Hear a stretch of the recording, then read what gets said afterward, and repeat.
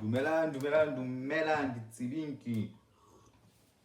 welcome back. Do not subscribe, do not like, do not share. Nobody cares about your algorithms. Welcome back to season whatever. Also, you guys need to stop with that whole season thing for podcasts. It's lame. Don't do it. Don't do it. Today, I want to touch on a few topics. I want to touch on the issue of Dr. Death. I want to touch on the issue of NASFAS for students that are expecting financial help from the government. And lastly, I just want to touch on the issue of the way forward for education in 2020. As you all know by now, the government has announced that schools will reopen on the 15th of February. They were supposed to reopen on the 29th of January or the last week, and they decided to put them a bit later because of the COVID situation. Please, guys, do not forget your mask at home. Please wear a mask. Don't be a COVIDiot like some people. It is real. It's killing a lot of people.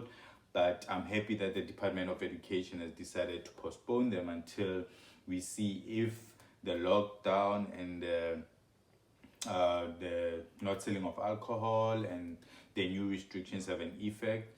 We're hoping that they've helped. From what we've seen lately, they seem to have helped a bit. The numbers are going down, and I think we cannot deny the fact that after the lockdown, the first lockdown we had last year, the harsh one, where lockdown level 5, the numbers did go down. So we reopened, went to level 1 by December, and the numbers spiked.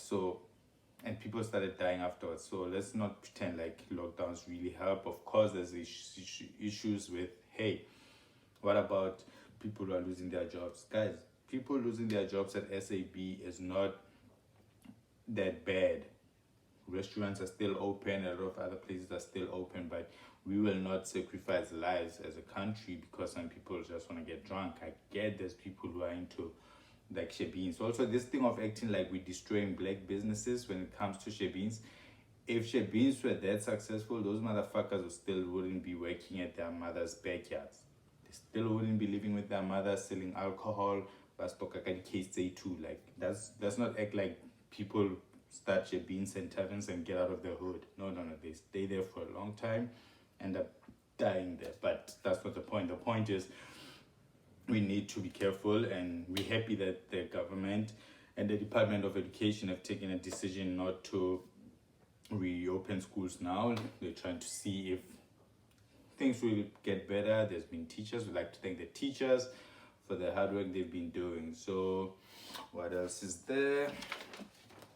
Yes, I want to talk about Nzimande, Blade. First of all, Blade. I know you're not going to watch this, and I know there's no chance you'll ever see this, but should you ever come across this clip, the first thing I want you to know is this: fuck you. You really hate black students, man. You really hate black poor students. I don't understand why UNISA does not take 20,000 people. It's distant learning. Do you know how bad things are since you took over? A school that doesn't need for people to attend classes is saying no to students, to black students. The same students who've been asking you to build universities, same students who've been asking you to create opportunities in these former white universities for them to have chances. They say, okay, we'll just use the free university from the South African government. And you know what they're told? No, there's no room for you. What type of bullshit and stupid ass shit is that, where you're telling people they cannot register at UNISA? UNISA's distant learning. Distant learning saying no. Like, hey, you cannot even study at your house. Also, for students who had classes and now they have to study from home, they've been expecting laptops. By now, you've had like more than 10 years. There's that guy who makes cell phones, who makes tablets. Get him to do fucking tablets for these students who are asking for tablets to study at home. The other issue about data is something that you guys should have sorted out with MTN and Vodacom, but because you guys are scared to push yourselves and make telecom work better for the majority of the people, this is what we left to deal with, and that's your fault, Blade. Every time you see an unemployed graduate, you must know it's your fault, Blade. I blame you. Not Blade, really why? I don't care about your assistants, I blame you. That's the first issue. The second issue, all the children and students who are asking for NSFAS money, if you're not going to school, you don't need that money. Ask for a little bit of it to buy your groceries so you can help your family, because we know some of you use that money to send back home to help your struggling families. That's another thing people don't understand about NSFAS, and how black kids are using that to help their families back at home. And that's something that should be looked into.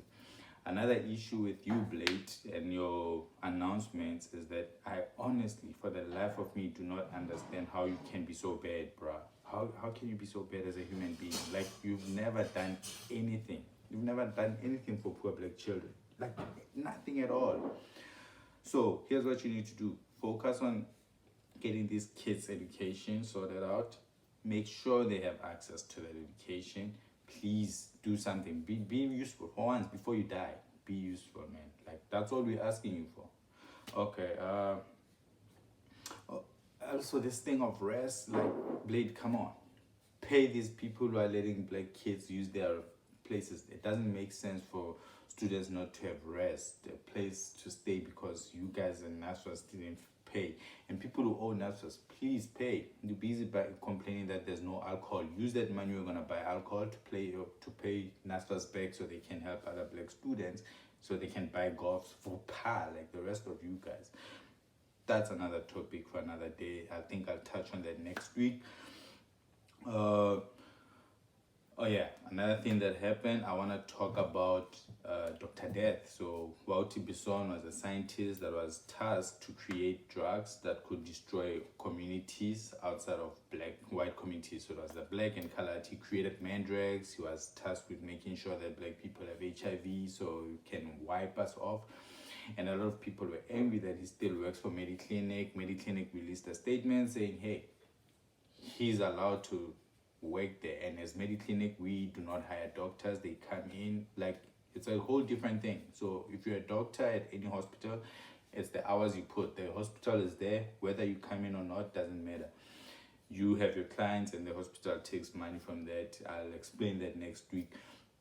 But that made me think about this documentary that I watched. It was called The Devil Next Door. It was about this German guard in Auschwitz in Australia, where they were keeping like a lot of Jews, and the Jews hunted him down and they found him in America. And a lot of Jewish people have been doing that, but I think it's called survivor's guilt, where the people who've survived feel like, okay, we need to do something for the people we've lost.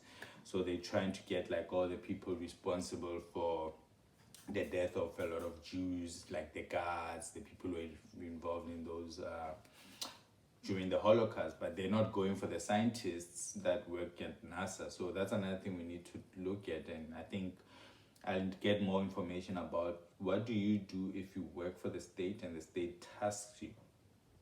My thing is, let's leave Basson alone for a bit. Let's go for the cleric. Let's go for the guy who was on top when all these decisions were being taken. Basson is a soldier. He's a soldier. Apparently he's a very great cardiologist, but he did what he did. And if the HPCSA says, hey, you were doing your job and there's nothing that has been proven that you fucked up too much for us to not let you practice, then he should practice. Everything else, we putting it on de Klerk's feet. Fuck de Klerk. Thank you very much for joining us. I'll keep you updated about what I think the government should do in these 2 weeks. Also, you'll be glad to know that we've partnered with Archeol Internet Connection in our lifetime to go to certain schools and municipalities and try to have hotspots where children can go with their phones and download like lessons, like video, audio. By partnering, what I mean is that I started a company that provides Wi-Fi, so it's just one thing. It just sounds great when I say we've partnered. We have a new partner. So thank you very much, Ditsibinki. I didn't miss you at all. I know what you're thinking. Like, who the fuck are you? I'm that guy that you guys are gonna get information from when it comes to education and technology. Thank you very much. Let's see if there's anything. Oh, there was another issue with government employees. Oh yeah, so that's another thing. Medical scheme, the government employee medical scheme. That's something else where, yeah, black doctors are being discriminated against. So we keep telling like black people like get an education, things will get better. But the whole system is so messed up, and the worst part is black people who are running like gems. And you would think they would say, hey, how come all the white Joburg to go see a doctor for whatever needs? There's doctors that should be able to help. You don't need to travel that long distance. But that's something we also need to talk about, how the system doesn't give a fuck about your education as a black person, and that should change. And in closing, I just want to send a message to all the influencers. You did not survive COVID. Stop it. Nobody gives a fuck about what your grandmother used to do. Nobody cares what Vicks you use. Like, it just, fuck, man. Like, stop. Tim Dillon was right. Like, the thing with you motherfuckers who've had COVID, you guys are losing your shit. Like, somebody can come to you and say, hey, my fucking mom died of cancer. Like, oh, you lucky. It's way better than having COVID. Like, shut the fuck up. Stop acting like COVID is like the one thing that's worse. Cancer is worse, motherfuckers. Stop acting like you survived COVID. We don't need your videos about how you survived COVID. We don't need your fucking advice about what you should steam, the herbs that are behind your house. Yo, shut the fuck up with that nonsense. Love you guys. See you again next week. Same time, same place. Remember, for the last time, do not subscribe, do not like. Nobody gives a fuck about the algorithms. Peace.